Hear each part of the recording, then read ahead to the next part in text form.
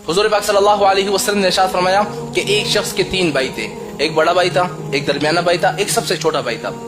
तो जब इस शख्स का इंतकाल होने लगा तो वो सबसे पहले अपने बड़े भाई के पास गया कि भाई जान, तुम तो हमारे बड़े भाई हो, हम तुम्हारे सामने बड़े हुए हैं, हाँ पूरी जिंदगी हमने एक साथ गुजारी है, दोस्ताना केले कूदे हैं, अब मेरे मौत का वक्त आ गया है, अब तुम ऐसा काम करो कि तुम कब्र में भी मेरे साथ आ जाओ।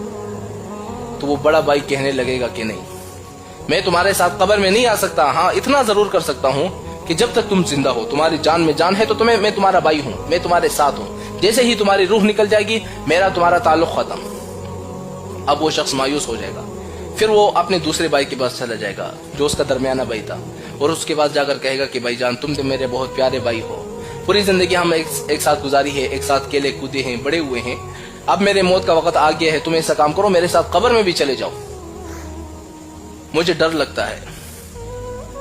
दूसरा भाई कहेगा कि भाईजान ऐसा तो नहीं हो सकता, हाँ इतना मैं जरूर कर सकता हूँ कि जब तुम्हारी मौत हो जाएगी तो मैं तुम्हें कफन भी दे दूंगा, तुम्हें दफना भी दे दूंगा, तुम्हें नहलाऊंगा, तुम्हें कब्रिस्तान तक पहुंचाऊंगा, फिर तुम्हारी कब्र खोदूंगा, तुम्हें कब्र में रख लूंगा, फिर उसके बाद फिर हमारा और तुम्हारा रिश्ता नहीं रहेगा, फिर मैं तुम्हें दफना करा जाऊंगा। तो ये शख्स मायूस हो जाएगा।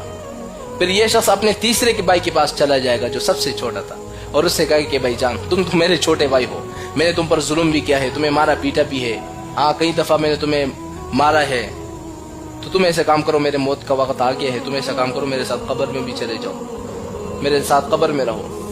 अब वो तीसरा भाई कहेगा कि हाँ देखो, मैं तुम्हारे साथ कब्र में भी जाऊंगा, मैं तुम्हें नहलाऊंगा, तुम्हें जब कब्र में रखा जाएगा वहां भी मैं तुम्हारे साथ हूंगा, जब तुम्हारा हिसाब होगा तब भी मैं तुम्हारे साथ हूंगा। फिर हुजूर ने जब ये वाक़या सुनाया ना साहबा को, साहबा से फरमाया तुम्हें पता है ये 3 भाई कौन थे? तो साहबा ने फरमाया या रसूलल्लाह, आप ही बेहतर जानते हैं, हमें मालूम नहीं है। हुजूर ने फरमाया जो सबसे बड़ा भाई था ना, उससे मुराद बंदे का माल है।